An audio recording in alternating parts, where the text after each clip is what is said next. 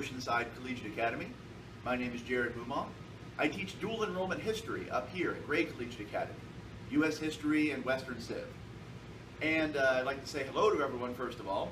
I regret not having met you all yet. I haven't met anyone down there other than your teachers. Hello, teachers. But I'm very much looking forward to meeting you, and I can assure you I will be down periodically throughout the semester to meet and interact with all of you. I can't stress enough how eager I am to meet you all and to see how you're progressing in my history class. Just a little bit about me, just so you know who I am, where I'm coming from. I went to Georgia College and State University in Milledgeville. I studied history, I got my bachelor's degree down there, my master's degree down there. I also went on to the University of Georgia, where I studied classics and religion, classics being Greek and Roman literature, culture, history, all that. I'm very passionate about history. I hope that comes through in these videos and eventually in our interactions over video, and I hope I can share that enthusiasm with you. It's very important for me that you care about this, because you are the future of this. So, without further ado, introductions being over, let's move in right away and talk about the very first subject we're going to talk about, which is America as a New World. The story today is of two Americas. One is an America that was, the other is an America that is coming into being. The story of the America that was is vital, it's tied in, it's bound up with the America that will be. So before we can get into the settlement of North America, the English settlers that come in, the founding of the United States itself, it's important to get into what is going on in the continent, not only before the English show up, but before any Europeans show up, before any Europeans are even aware that America exists. So taking it all the way back to the beginning, just a brief overview of what the New World was like before it was a new world for anyone. And I use that term New World, by the way, very specifically. It is a new world. The people of Europe, Asia, and Africa, and the people of North and South America had no interaction with each other at all from the days of the Ice Age all the way up until Europeans first began probing and exploring North America. Apart from that, these two worlds are completely separate in every way, biologically, linguistically, culturally, spatially, every way you can think of. These are two different worlds. The contact made between Old World and New World is less a story of exploration as it is less a story of Earth exploration as space exploration. It's like finding aliens on the moon. These two people find out there's a whole world out there they had never envisioned before. It's a new world for both parties involved. So to begin with, let's talk the peopling of the Americas. Way back, long time ago, and I'm talking just tens of thousands of years ago, there was a place up here, a landmass between Alaska and Siberia, a land bridge, if you will. This place doesn't exist anymore. Well, it exists, but it's underwater. The reason it's underwater now, and it was not underwater back then, it's not Atlantis, you didn't sink. The reason it's underwater now is because at the time it was above water, the Earth was locked in an ice age, which is to say the temperature was much lower. Ice sheets covered most of, as you can see, Canada all the way down into what's today the northern United States. All that water being frozen sucked water up out of the ocean, which means sea levels are lower, which means things that are underwater now, back then, are exposed, including this landmass, Beringia. People lived in Beringia. We don't have any direct evidence of these people living there because most of the stuff is under lots of water. You ever seen the show Deadliest Catch? That's what's on top of where these people used to live. Nonetheless, we can infer a lot of things about them because we know who their descendants were, the people who eventually became the Native Americans of North and South America. These people were related to the various peoples of Siberia. They are biologically related, culturally, religiously, linguistically, all these things tie in together. The people who move into North and South America are related to the people of Northern Siberia. Now, they live in Beringia, so why don't they just move south? Well, the way is blocked by ice. They can't really get around it, so they pretty much, so we theorize, just kind of hunker down in Beringia for a few thousand years. Eventually, though, the ice sheets start to recede, and as they recede, a route opens up from Beringia down into the Americas. At the same time this is happening, Beringia, the sea level is rising. Beringia is becoming more and more underwater, to the point where gradually land contact is cut off between Asia and North America. But that's when the people come in. They move south, and they move into what's today Canada, and then into what's today the United States. What do they encounter when they move into what is today the United States? Animals. Animals who have never seen a human being before. And these are the Pleistocene megafauna. Animals you may have heard of: the woolly mammoth, the mastodon, the saber-toothed tiger, dire wolf, cave lion, short-faced bear. All the cool ones, the weird ones like the glyptodont. Glyptodont, you can look it up if you want, it's a very interesting animal. It resembles an armadillo, except it's the size of a Volkswagen Bug, and it has a gigantic spiked tail. So we should look that up. Fascinating stuff. What happens to all these animals? Well, they all die. All of them rendered extinct very shortly after this period. Why are they rendered extinct? Scientists differ. They sum it up as kill, chill, and ill, the three sort of theories. Kill, the people, the Paleo-Indians, the descendants of the people who will one day, as Native Americans or Indians, kill off all the megafauna. They kill off the woolly mammoths and all these other animals, and so then the carnivores don't have anything to eat, so they die off. All the big cool animals are dead. Chill, the climate changed. Animals couldn't adapt, they all died off. Ill, some new pathogen is introduced as human beings come in, as this land route opens up between North America and Asia. Maybe some combination of all three. Scientists are still investigating this. Nonetheless, America is peopled, and it is very, very quickly peopled, both North and South America. The earliest culture we can identify, that scientists, archaeologists can identify, is the Clovis culture, which stretches back, as far as scientists are able to tell, to about 12,500 BC. Clovis culture is identified with a particular kind of spearhead and arrowhead. The arrowhead is being shipped out of flint. It's very characteristic of them, and you can see where their influence is by the arrowheads and spearheads you dig up that are characteristic of this culture. Arrowheads look alike, there's some kind of influence. What I've just told you about the peopling of the Americas, people coming in from Asia, walking overland, down, and gradually peopling the Americas, that is the orthodox scientific view, the traditional scientific view. It has been challenged recently. They are discovering a lot of very new and very interesting things about the peopling of the Americas that does not fit in with the traditional story. For example, they keep finding things that are older than Clovis, which they should not be finding if the first people to come in came in over land. Meadowcroft site, eastern coast, United States, could be as old as 17,000 BC. Cactus Hill, right here, 18,000 BC, possibly.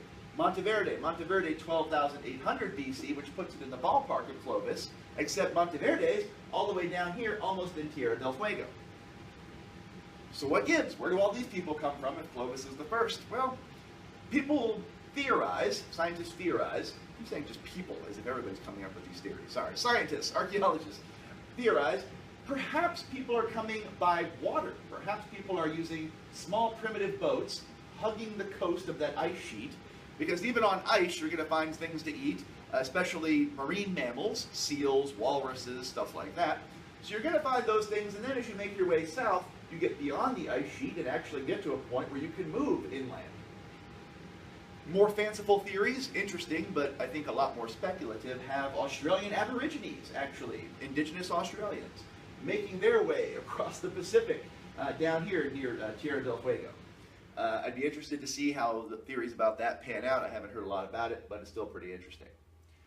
If you find this interesting, if you're interested in the peopling of the Americas, this is a great field to get into right now. You're young. There are a lot of discoveries being made all the time. Books have to be rewritten constantly.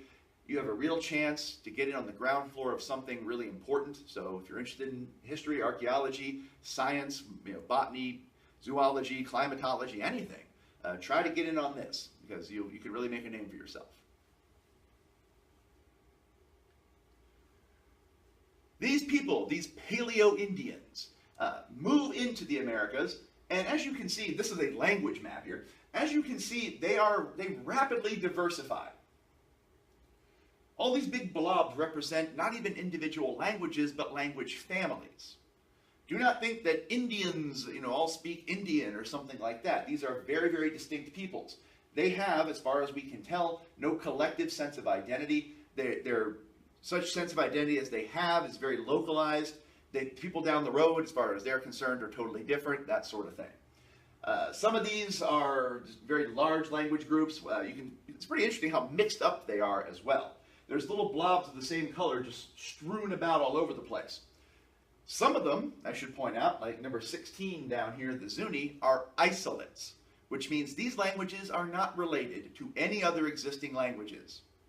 No one knows where this language came from, and it has no descendants. Zuni language is bizarre. Well, not bizarre in the sense that it's just bizarre language. Its place is bizarre. It's not related to any of the other languages around it. Where did it come from? Where did the Zuni people come from? We don't know. One reason, though, that all these peoples are all kinds of mixed up is that these groups are competing for resources. When one group outcompetes another for resources, the group is often wiped out or just basically kicked out and moves to some other area to attain the resources it needs. So you see, for example, this kind of fuchsia blob down here, this represents the Cherokee. They spoke a language very similar to the Iroquois up here. Something happened and down they go. All these people are mixed up. That state where people are constantly competing for resources, small tribal units fighting over hunting grounds and things like that, this is a state of being that's very common to tribal societies called endemic warfare. Endemic warfare is not professional soldiers lining up to fight in battle with a clear chain of command, fighting for an ideology or something like that. Endemic warfare is constant small-scale warfare, constant raiding. I attack the enemy, raid him, take his stuff, kill his men, take his women and children to be slaves to incorporate into my group. Bam. Then what are they going to do the first chance they get? Come back, attack me, do the same thing to me. Back and forth, over and over again, the normal pattern of life. Sometimes this can get very grisly. The Crow Creek site, for example, right here in South Dakota, represents a massacre of about 500 people. Archaeologists discovered the site. All these people are buried in what was a half-finished defensive ditch. In other words, there's a group of people there, they're digging a ditch to try to protect themselves from some other group. Whatever other group it was, obviously got in before they could finish the ditch, killed all of these people, absolutely brutally massacred them, men, women, and children. Most of them show signs of having been mutilated post-mortem after death. Very characteristic, scalping. You can tell these people are scalped by the marks on the skull. When you scalp somebody, you grab them by the hair, you take your knife, you make a semicircular incision right there to open up a cut in the skin, and then you wiggle it back and forth in a sawing motion to free up the top of the scalp. Can't scalp me, obviously, but young guy, you can scalp him. So, why do you do this? Why do you scalp someone? Well, part of the reason is that in a society like this, war, it's not done for ideology, it's not done because you're a professional soldier, you're going somewhere just because your country called you up. War is where you display conspicuous courage. Killing someone is pointless unless everybody else sees you kill that person. Killing an enemy demonstrates your worth to the group. And if people aren't actually able to see you kill this person, the next best thing is a physical trophy. Some kind of evidence that's incontrovertible evidence that you have in fact killed someone. Take your scalp home, smoke it over the fire until it's like leather, and you can wear it on your belt or put it up on a post, something like that. It's a trophy. It's a testament to your prowess as a warrior. Now, do not get the idea, please do not get the idea, that the people of the Americas are mindless savages running around the woods, killing and scalping each other. Nothing could be further from the truth. The peoples of North America reached a very, very high cultural, civilizational level. When we think about civilizations in the New World, we tend to think of Central America, the Maya, the Aztec. We think of South America, especially the Inca. But even in the North American continent, the Mississippian culture is very important. The Mississippian culture, its most most famous settlement, Cahokia, near what's today St. Louis, Missouri. Northern Mississippi River, Cahokia is right smack in the middle of that. Cahokia is a very large settlement. At its height, Cahokia contains something like 40,000 people. These city complexes like Cahokia and the other city complexes that involve the Mississippian culture are centered around these big mound structures. In other words, people have gone out, gotten a ton of dirt, piled it up in a particular place with smooth sides and a flat top. On top of this would be houses, temples, various things. These big mounds obviously took a lot of effort to construct, which tells us something about this sort of society. Most people don't spontaneously just come together and make a big mound. Someone has to come along and organize them to do this. Someone has to be able to compel this kind of labor, and it is a ton of labor. Which means not only do you have a large population, but you have a large population that essentially can be coerced to do things for some powerful person or some powerful group. Which means that they have some kind of strong government structure at this point. Here's what it looks like. Oh, you can't really tell probably, the picture isn't very visible to you guys, but big giant mound here in the middle. Now, Cahokia, Mississippian culture, is bound up with something called the Southeastern Ceremonial Complex, or the Southeastern Complex, the SEC. The SEC has been big in the South since 1300 AD. It's a big deal. And the SEC, it's all about games, right? Yes, it really is. Here you see some Native Americans, some Indians playing a game. And this game was at the heart of Mississippian culture, of Southeastern Cultural Complex. These people are playing a game called Chunky. Chunky involves a stone disc that has been smoothed all around and that has these concave sides. To be able to create something like this before you have metal tools basically involves rubbing it with a lot of sand for a long period of time. So building these discs is very labor intensive, which means that obviously they're very valuable. To play Chunky, you take your disc and you roll it along. And the Chunky players have these long, 6 foot long or so sticks. The sticks are marked with bands. You throw your stick where you think the Chunky disc is going to land. Whoever's closest to the Chunky disc wins. And whatever notch the Chunky disc is closest to, that's how many points he gets. There's variations on it, but this is a very important game. It's a very important cultural signifier. These gentlemen here are playing the ball game, which is, we know today as lacrosse. Only they didn't play it with pads and everything and rules. Their version of lacrosse, the ball game, was one step down from war. If two groups got together and they just couldn't work it out, the important people in the groups would get together and say, rather than go to war and kill each other, let's just scale it down one notch and play the ball game. So you'd have one big mob of guys on one side, one big mob on the other side. Everybody's got their sticks, either a leather ball or a wooden ball, and you try to get it through the other guy's goal. People break arms, people die. It's a very brutal game, like I said, one step down from war. Mississippian culture flourished from between 800 AD and 1300 AD. Around 1300 AD, for reasons that are just still mysterious, the whole thing just collapses. These big urban centers, these mound-centered cities, everybody just abandons them and goes off and lives in much smaller communities. What happened? Some kind of political collapse, ecological collapse, crops weren't growing, possibly conflict. It's not really entirely clear yet. But these big civilizational centers just fall apart. Everybody moves out essentially into these little smaller communities. And that is the Native American, those are the Native American societies that Europeans encounter later on. In a sense, Europeans come in the post-apocalypse. The big cities have failed. Everybody's living in these little tiny communities, relatively speaking. And Europeans later on, when they discover these mound cities, they actually wonder who built them. There's not really a direct connection as far as they're concerned between this and the native people that they later encounter.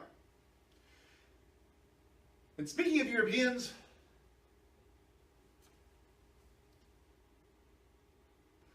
now, before we talk about this guy, I want to talk a little bit about the European discovery of America and any possible Old World contacts with the New World before Columbus.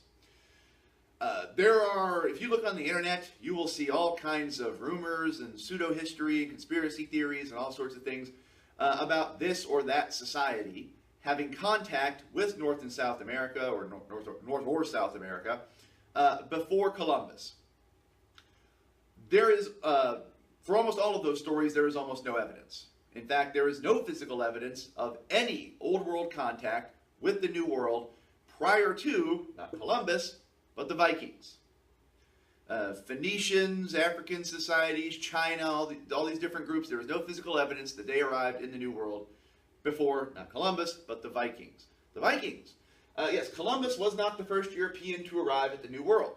That distinction belongs to a guy named Leif Erikson. Leif Erikson was a Viking. He sailed, well, his father, Eric the Red, had settled Iceland and then they made their way over to Greenland. And eventually, Leif Erikson, his son, sailing further west, exploring, comes to a place that he calls Vinland, which he thinks is just a very large island. He actually lands in what's today Newfoundland, in Canada. He planted a settlement there. It didn't last very long. The local people apparently wiped all these Viking settlers out. For a long time, this story appears in Viking sagas. For a long time, people doubted, people either thought this was a myth or thought he had found something else. But archaeologists have, in fact, found one of the settlement sites set up by Leif Erikson, a place called Lansall Meadows in northern Newfoundland. So it did actually happen. But nothing came of that, though. The settlement was wiped out. No one apparently went back and planted another one. It seems to have just kind of been forgotten. And its significance was not apparent to the rest of Europe. The real change, the real revolutionary contact between New World and Old World was due to this guy, Christopher Columbus. Now, Columbus is one of those people, because he's so important as far as history is concerned. Opinions about him are very polarized. He's seen as a great hero, everything from a great hero to being a genocidal madman. For his part, Columbus was not that grand of a historical figure. Columbus was essentially an ambitious businessman. Grew up not in Spain, but in a place called Genoa in Italy. Learned sailing as a young man, is brought up in this family trade essentially, which was navigation, shipping. Columbus becomes an expert navigator. He's very good at this. How do you figure out where you are when you can't see land? You look at the stars. Columbus is very good at this sort of thing. And Columbus, he reads a lot, he's a self-taught man, and Columbus becomes, well, a crank. What's a crank? A crank is someone who has a scientific theory that is way outside the mainstream, and everybody in that field just considers this guy a nut, basically. What was Columbus's theory? Was it that the Earth was round and everybody thought it was flat? No. Every European scholar, probably every European in general, knew the Earth was a sphere. People had known the Earth was a sphere ever since the days of Aristotle, essentially. A guy named Eratosthenes, way back in ancient Alexandria, had performed calculations that not only definitively established that the Earth was a sphere, but he also was able to calculate its diameter, its circumference, to within 500 miles. It was a very sophisticated mathematics for people who didn't even have calculators. So people knew the Earth was round and people knew how big it was. If you are trying, in Europe, if you are a merchant, to get to the Indies, if you're trying to go east and get all those sweet spices and especially gold, people neglect that about Columbus, you really wanted gold. If you're trying to do that, you basically got two options. One, go overland. By the late 1400s, that route is closed off by the Ottoman Turks, can't really happen. Option two, do what the Portuguese do. What the Portuguese do is sail around the bottom, the south of Africa, and up into the Indian Ocean. The Portuguese have discovered at this point it is possible to go around the bottom of the bottom of Africa. The problem for everybody else is the Portuguese are not keen to let them in on their trade route. So if you're someone who can figure out a way to get to Asia without either of those two options, and a third way, you can be a very wealthy man. Now, the obvious solution is just to sail west, just to go around the other side. It's all, it's a sphere. Problem is, if the Earth is 25,000 miles around, there's way too much ocean between here and there. You will die of thirst and starvation way before you get to Asia. What if there's something else out here? Well, there can't be. Everybody knows, and they've known since the days of Aristotle, that there are exactly 3 continents: Europe, Africa, and Asia. That's it. Every authority they have has told them that this is all there is. Therefore, there's no way to make it sailing west, going around and hitting Asia on the other side. Can't happen. Columbus, though, here's his innovation. Columbus looks at all the data, all the figures, everything, all the accumulated wisdom of the ages, and Columbus comes to a shocking conclusion. He says, no, all these people are wrong. The Earth is not 25,000 or so miles around like everybody thinks. It's only about 17. And if the Earth is only 17,000 miles around, then it's entirely possible to sail west and hit Asia. Now, Columbus in this is entirely wrong. The Earth is, in fact, around 25,000 miles around. And everybody else can demonstrate this mathematically. Columbus takes his theory to king after king after king. The kings hand his theory over to their advisors. Their advisors tell him Columbus is a nut, and they reject him. So Columbus spends about 10 years pitching this theory to all these wealthy backers, all these kings. Finally, he gets an audience, a second audience, with the king and queen of Spain, the United Kingdoms of Castile and Aragon. And they finally agree, you know what, they give him money, they say, well, what do we really have to lose? We give this guy money, send him off, and if he finds Asia, great, we'll be rich. We'll have a big cut of all the spice trade and gold and everything. If he dies out in the middle of the ocean, we've lost exactly 1 crank. Really, it's a win-win proposition for us. So they give Columbus 3 ships. 1492, as we all know, he sets sail across the ocean, where it rapidly becomes apparent to him that his calculations must be at least a little bit off, because he's not finding things where he ought to find them. Eventually, though, after about 8 weeks of sailing or so, Columbus's men hit the Caribbean. They hit an island. Which island they hit exactly is not altogether clear. I had a girl in my class once from the Dominican Republic who was just adamant that he had landed there. But it's not altogether clear, probably the Bahamas, somewhere around there. So Columbus, his men sight land, and Columbus is thrilled. Why is he thrilled? Because he was right all along. All those idiots back in Europe doubted him. And look, he's hit Asia. How does he know he hit Asia? Well, he must have hit Asia. What else could he hit? He sailed due west from Europe, after all, and if he's gone around the globe, he must have hit Asia. There's nothing else out there to hit, as everyone knows. If he's not in Europe, and he's not in Africa, he must be in Asia. Just simple logic as far as he's concerned. Columbus, to his dying day, it seems, never realized he had discovered these essentially 2 new continents, that he had found a new world. Columbus died thinking he hit the coast of China, essentially. So Columbus tries to make something of his trip. He encounters the local people of the Caribbean, the Taino, various Taino peoples. He communicates with them with signs and gestures, eventually kidnaps some of them to teach them Spanish. And, he wants to know where the gold and spices and stuff are. They must have gold and spices, after all. This is the Indies. They're Indians. That's where all the stuff is, so they must have it. They don't, and relations between Columbus and his men and the Taino, the local people, deteriorate very, very rapidly, to the point where it reaches open conflict. Columbus and his men kill a lot of these people. But what really gets them is not European steel, European guns, that sort of thing. What really gets them are the diseases. Columbus's men, quite unknowingly, bring with them the pathogens of the old world. Bacteria and viruses that people over there have gotten relatively used to, whereas the people of the New World have had no contact with the old world for 10,000 years, so they are extremely susceptible to these things. And they begin to die off, and they begin to die off rapidly. When I say rapidly, I mean within 50 years, and when I say die off, I mean to the tune of 90%. It is a mass extinction of an entire people who have been there for 10,000 years.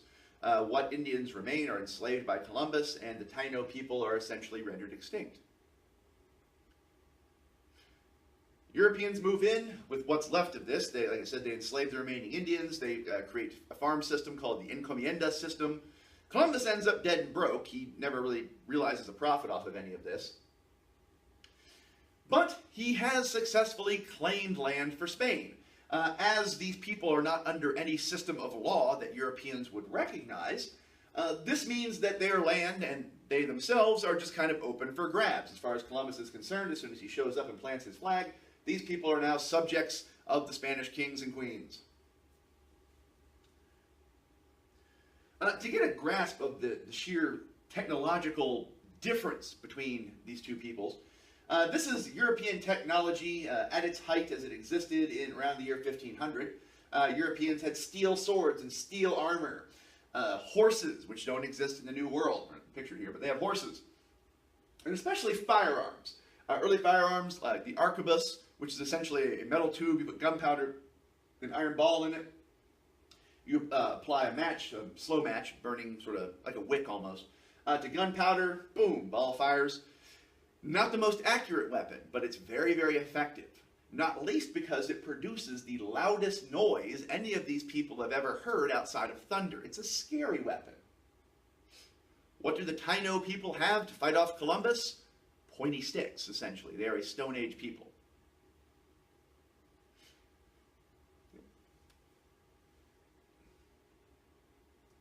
Now, Columbus, like I said, doesn't find very much to write home about in the New World. And therefore, settlement of the Caribbean is relatively slow. The only people that really want to come out there are people who don't have a lot going for them back in the Old World. So you get adventurers showing up, people like Hernan Cortez. Hernan Cortez, of all things, trained as a lawyer. He's from a place called Extremadura in Spain. Around 1518, he makes his way out to what's today Cuba, Hispaniola, where he goes to work for the governor of the island, and hears rumors of a civilization to the west where they have tons and tons of gold and it's just ripe for the taking. So Cortez does what any enterprising conquistador would do. He steals a ship, recruits his own private army of several hundred men, and makes his way west to take stuff. Cortez lands in what's today, well, what was back then, I guess, the Yucatan Peninsula. At the Yucatan Peninsula, Cortez encounters the Mayan people, then in a state of decline. And while he's there with the Maya, encounters a representative of a civilization further west known as the Aztec. The Aztec people originally come from what's just south of Arizona, New Mexico, that area.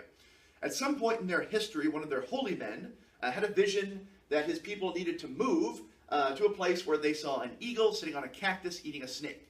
So they all picked up and moved south until they saw an eagle sitting on a cactus eating a snake. The symbol still appears on the Mexican flag. It's still a big part of their side. Now, we know a lot more about the Aztecs than we do about the Taino, mainly because the Aztec actually recorded some of their history and pictograms. They had a rudimentary alphabet, and more importantly, the Spanish were there right when, as their civilization fell, to record a lot of this stuff. Here's an Aztec codex. It's labeled in the Aztec language, but it's written in Roman letters, so the Spanish can read it.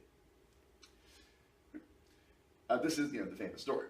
The Aztecs set up shop around what was then Lake Texcoco, which is a big lake, doesn't exist anymore, but it's where the site of modern-day Mexico City is.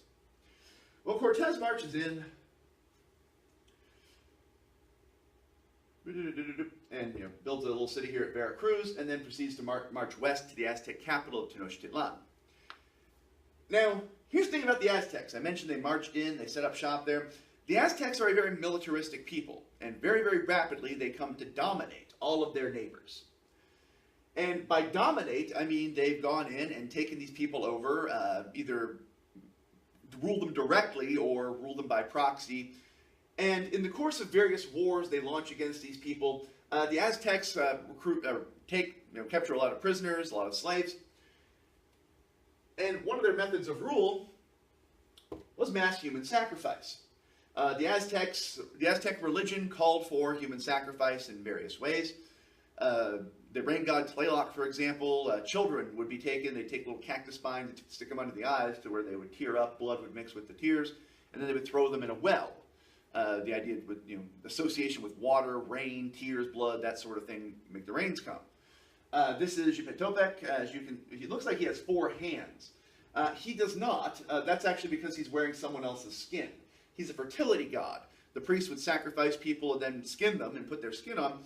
And as the skin dried and kind of peeled off, it recapitulated like an ear of corn. You know, the husk dries and peels away, that sort of thing. You're recapitulating that fertility process, the process by which corn ripens and grows. He's got the sacrificial knife right here, as you can see, a knife made either out of flint or obsidian, covered in blood. But the most important gods the Aztecs had were Tezcatlipoca, Lord of the Smoking Mirror, and Huitzilopochtli, their sun god. It means something like a hummingbird on the left, is an odd name. Well, the big temple in downtown Tenochtitlan was dedicated to these two gods. For Huitzilopochtli, who's the sun god, sun rises every day and sets. He needs energy to be able to do that, the energy of human life, of the beating human heart, what the Aztecs called the sacred cactus fruit. So they march you up the side of the temple, lay you out on the slab. Here's one of the Aztec priests. You can tell he's priest. He's darker than everybody else. He's been smeared with the ashes of sacrificial victims. You're laid out. You're maybe given a shot of pulque, of cactus wine, so you can just kind of relax, I guess, during this process. They hold your arms and legs. Priest comes with a flint knife, obsidian knife, that's what we talked about right here. Inserts under the rib cage where the diaphragm is, opens you up, reaches in, pulls out your heart, holds it up to Huitzilopochtli while it's still beating, and your arms and legs are cut off, ritually eaten later on, and then they throw the rest of you down the stairs. Kind of, again, that recapitulation of sunrise, sunset. When this temple was dedicated, they sacrificed about 50,000 people that way, and sacrifices were a regular part of their religious rituals. Now, there's several layers of meaning to all of this. Obviously, fundamentally, the Aztecs believed they really needed to do this stuff. If they did not sacrifice these people, the sun would not rise. If they did not throw children in the well, the rains would not come. It sounds cruel to us, but the Aztecs really did believe they were maintaining their society this way. But these sacrifices, these are spectacle. You get the whole town out. There's fires burning, there's music playing, there's dancing. All of this is designed to create an impression in the mind of the viewer, both Aztec and foreigners watching this, that the Aztecs are powerful, that they have the power of life and death, that they can march into your town and take your people and bring them and sacrifice them to the gods at will. It's a spectacle of fear, much like the Roman gladiators in the Roman arena, the Colosseum. The Colosseum was the largest structure in Rome, and gladiator games were the second biggest expense of the Roman government after the army itself. It was very important to gather up all these foreigners, put them in the middle of Rome, and kill them for the people's amusement.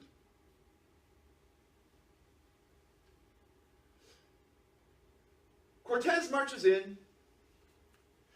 Long story short, he marches west. He recruits a bunch of Indian allies. The Aztecs send their allies to defeat Cortez. Cortez, in turn, actually defeats them.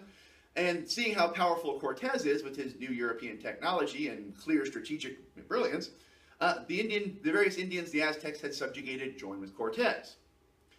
They march to Tenochtitlan. Again, to make a long story short, Cortez takes over Tenochtitlan, loots it, burns the city to the ground, builds Mexico City essentially on its ruins. The Aztec civilization falls. They are a conquered people. Now, the good thing about this for Cortez anyway, is that the Aztecs had spent a couple hundred years accumulating gold as tribute from all these people that they'd conquered. So Cortez has stumbled upon and seized the largest concentration of gold in the Western Hemisphere. Now everybody back in Spain is very interested in the New World. And people like Cortez, ruthless, violent men who have no problem murdering and pillaging their way to wealth and power, start to pour into the New World. Please understand, these conquistadors, like Cortez, these are not nice people. These are men who are willing to use any level of brutality, any level of violence to get what they want, who see the people they're conquering as less on their level, less human, and have no qualms about doing anything to them that they feel like they need to have to do. These are not in any way, shape, or form pleasant people. This is Cortez's cousin, Francisco Pizarro. Francisco Pizarro hears, just like Cortez heard about the Aztec, Pizarro hears about a civilization to the south that has a lot of silver. So, again, to make a very long story short, Pizarro marches south along the western coast of South America into the Inca Empire. Now, the Inca, fortunately for Pizarro, unfortunately for the Inca, had just gone through a lengthy civil war. And they were not really in a position to push out an army, even an army of just a few hundred men like Pizarro had. It'd be sort of like if England had decided to invade the South immediately after the Civil War. It's just devastated, bombed out. There's not really anything people can do to fight them off, even if there's not really a large number of people. Well, he makes his way to the Inca capital, to Cusco. He receives an audience with the Inca, and just to make it a little more confusing, the civilization is called the Inca civilization. The ruler of this society is known as the Inca, like the word emperor or something like that. Atahualpa, Pizarro gets invited to a banquet where they're going to discuss things. Pizarro has his men surround this banquet hall, come in, kill all the unarmed people inside except for the Inca himself. They take him prisoner and hold him hostage. They demand that Pizarro demands that the Inca people fill up 3 large rooms, floor to ceiling with silver, as a ransom. The Inca people do this, whereupon Pizarro strangles the Inca anyway, and then proceeds systematically to destroy their government and basically conquer this territory.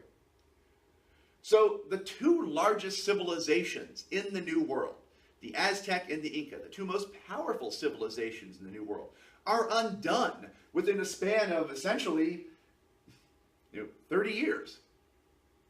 Just like that, they fall apart. It's an object lesson in how very, very strong things are much more fragile than they seem. We see this with Alexander the Great and the Persian Empire. This Persian Empire that ruled over 1,000 nations, crushed in a day.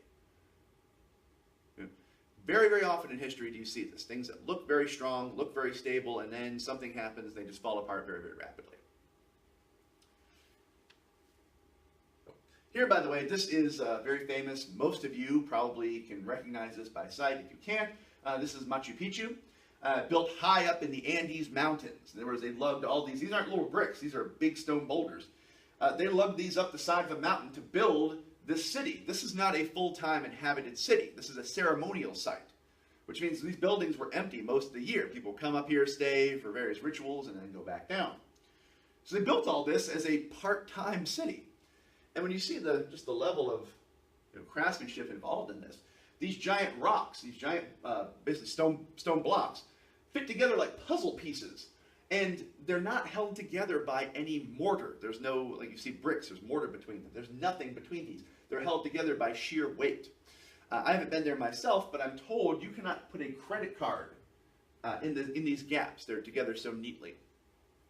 A fascinating and absolutely astonishing level of sophistication for people who did not have stone tools or any kind of modern lifting equipment or anything like that. This is what Pizarro destroyed. The end result of all of this is that Spain now controls a vast swath of land. Everything from, what's today, I guess, southern Utah, all the way down, halfway down, really down to the bottom of Chile, essentially. This huge swath of land. Massive amount of territory. They're shipping home tons of gold. They're shipping home tons of silver. This gold and silver, in the end, doesn't really help the Spanish very much. It actually causes massive inflation. Gold and silver, like any commodity, is only valuable in as much as it's rare. Once you flood the market with gold, the more common gold becomes, the less it's worth. So all they really succeeded in doing was causing massive inflation and tanking their own economy.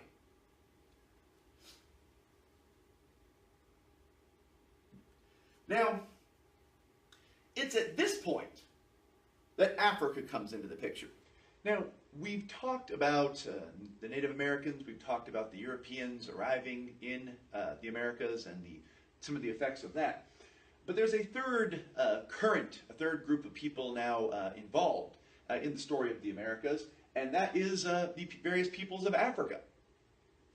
Pretty much everyone who comes from Africa to the New World, to North and South America, comes as a slave. And this is true all the way up into the late 1800s. The story of how the Europeans encounter the people of Africa in the late 1400s, early 1500s, and how Africa becomes involved in the the Atlantic slave trade, is a very long and interesting one, obviously way outside the scope of a class strictly focused on the history of the United States. But it is a fascinating story, and in brief, we're going to talk about some of the background of African slavery and how it came to be involved with the New World. Slavery has existed in human society in general since before there were any records of history, since before civilization itself. The logic of slavery just makes it obvious. Work is hard, and it's much easier to force someone else to do your work for you. So slavery is just a common human social institution, at least as common as marriage. It's something that's seen worldwide in societies at almost every level of civilizational structure. Slavery in Africa is no different. Slavery has existed in Africa since the beginning of time, and like all slavery, it exists on a gradient in terms of the sort of work done, the type of relationship between master and slave. The common element in all of this, of course, whether you're talking about slavery in Africa, Rome, China, wherever, is that a slave, legally speaking, is an object. He may have protections under the law, but he really can't be said to have rights, any kind of inherent values, any kind of inherent human dignity that needs to be respected. Slaves in Africa were everything from domestic servants that were very loved and almost a part of the family, whose work was not any different in any way really from a freedman, all the way down to victims taken in war and used for human sacrifice or the most brutal kind of labor. Now, when did slavery begin? Lost to the mists of time. And just in general, when does slavery end? Short answer is never.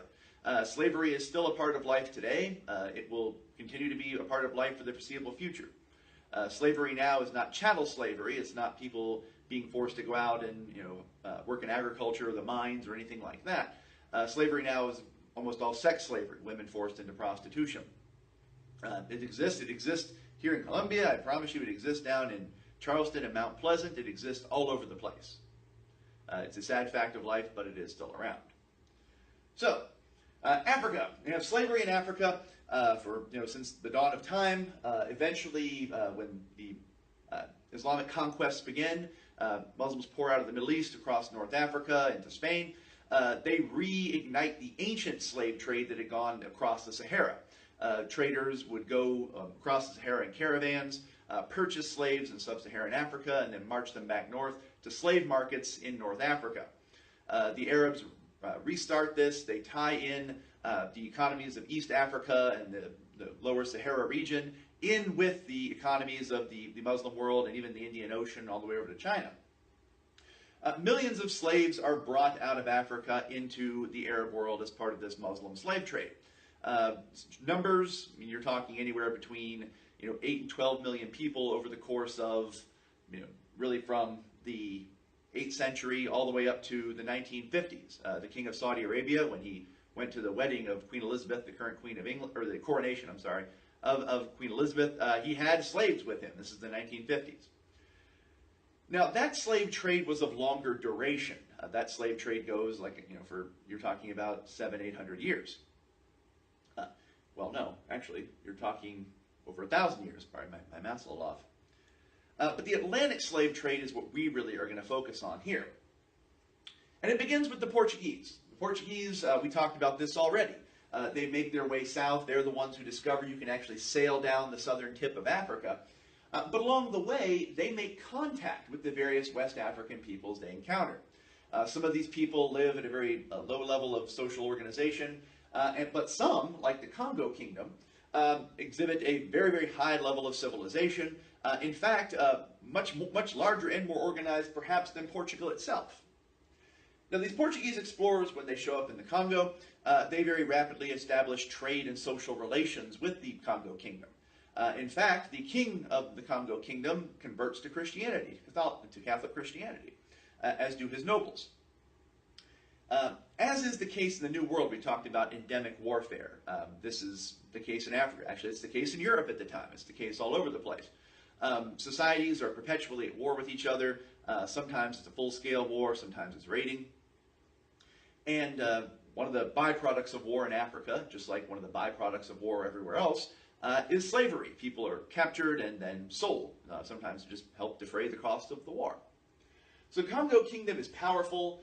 It's expanding at the expense of its neighbors, and one of the byproducts of that are slaves. Slaves function as wealth in Central Africa. Slaves are a symbol of status. They function as currency. Slaves are a means of exchange in many places. So this is what the Portuguese encounter. And the Portuguese see an opportunity here. The Portuguese see ready access to a permanent labor force, essentially.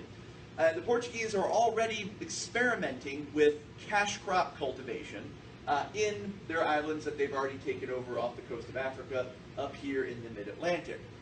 Madeira Islands, Sao Tome, Cape Verde Islands. The Portuguese set up sugar plantations and began experimenting with using slaves to to grow and harvest the sugar. So they tap into this existing slave market. They involve themselves in African politics. The Portuguese end up moving south from the Congo Kingdom and actually establishing their own colony in Angola and set up shop there, with the main export being slaves. In this, the Portuguese, like I said, they are tapping into an existing market. But they are also stimulating a market. Groups come into being that have no other purpose but to capture slaves for the Atlantic slave market. And of course, when the New World opens up, this just gets bigger. The Portuguese, a group called the Imbangala, sometimes you'll see this in sources as the Jaga or the Yaga. These are war bands, essentially, composed of men that have no ties to anywhere else. One historian actually described them as a cult dedicated to evil. And all these people do is go around and attack the surrounding societies and loot them for slaves. And these slaves are sold to the Portuguese, who in turn ship them to their sugar islands, and eventually to Brazil, to the Caribbean, to the New World. Now, as you can see, this diagram here of the slave trade, the vast majority of slaves that are shipped from Africa to the New World go basically to either South America or to the Caribbean. And they are tapping into this cash crop, this plantation economic system that's developing there. Initially, primarily sugar, and later tobacco. And the numbers of people involved are staggering, whereas the Arab slave trade involved possibly up to 17 million people over the course of 1,000 years. The Atlantic slave trade, within a time period of well under half of that, could have involved anywhere up to 16 million people. Estimates vary between 11 at the low end and 16 at the high end. We're moving into South America and the Caribbean. All of this is necessarily brutal. When you think of another human being as something on which to profit, you use him for his economic value, and then he is disposable after that. As long as slaves are cheaper to import than they are to maintain, the brutality is going to be there. When slaves become expensive, the plantation owner has some kind of economic incentive to keep these people healthy and alive. When slaves are cheap, he does not. The Caribbean and Brazil, South America, remain net importers of slavery as long as slavery exists in the New World. They constantly have to keep bringing people in because people are dying.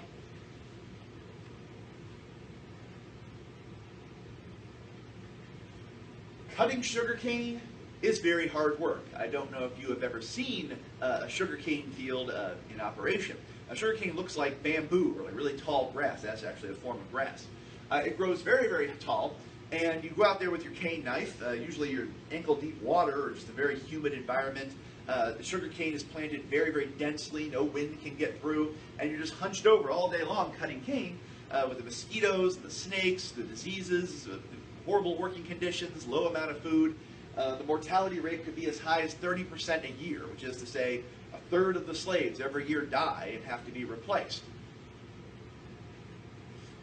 But sugar is worth a lot of money, which means there's an economic incentive to keep this going. As the Spanish get involved, as the French get involved, and as we'll see, as the English get involved and set up these sugar plantations in the Caribbean and South America, it just grows because of the enormous profits involved. Tobacco. Unlike sugar, which is an old world plant, sugar has grown in the Middle East for a long time. The Portuguese discovered you could cultivate it in the sort of equatorial islands in the Atlantic. Tobacco is a New World crop. The Indians grew tobacco for ritual purposes. The Aztecs mixed it with chocolate and smoked it. But the Europeans who came discovered that it was a very marketable item in Europe, especially because it's addictive. A captive market for tobacco users. So just like sugar cultivation hits the Caribbean, so does tobacco cultivation. And between the two of these, they are very, very, very valuable. One thing about tobacco, it's a different kind of cultivation than sugar. It's very labor intensive. Not quite as, it's labor intensive, it's not quite as bad as sugar, but it's still pretty bad. Tobacco plants grow about this high. The leaves, nicotine is actually a poison. I don't know if you know that. Nicotine is a poison, and just touching these leaves all day long makes you sick. Tobacco requires a lot of, you have to watch it all the time, top it, you have to pick the leaves that are going to be really small to allow more energy for the bigger leaves to grow. You harvest the tobacco, you put it in tobacco barns, you cure it until it becomes almost kind of, it starts off green, it becomes kind of brown and gooey, and then it can be processed for cigars or pipes or just whatever, chewing tobacco. And we're going to see slavery. Slavery is going to be a part of the history of the United States all the way up into the 1860s, all the way through the end of this semester. A lot of stuff is going to come back to slavery over and over and over again. Eventually it becomes the dominant political issue in the United States, and there's a civil war fought, largely as slavery as a pretext. One final note. All this human misery, all these millions of people who are essentially kidnapped, sold, transported, and put to work doing brutal agricultural labor where they are ground into death. All of this human misery is put to use to produce things that aren't even good for you. It's not like people are being enslaved and put to work to grow food or to some kind of medicine or something like that. These things are awful. All this human misery, all this suffering, all this death, put to use for things that just represent the lowest human appetites, addiction and gluttony and all of that. So that's U.S. history, very first lecture. That's the first thing we're going to talk about, the discovery of the New World and some of the establishment of institutions that are going to be enduring institutions, things we're going to continue to talk about as the semester rolls along. I hope you found this interesting. I found it fun. And I look forward to your comments on this, and especially your questions on this, or any feedback you want to offer.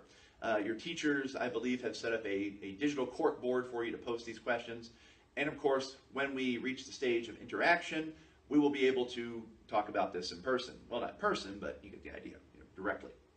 All right, thank you very much for watching. I will see you all later.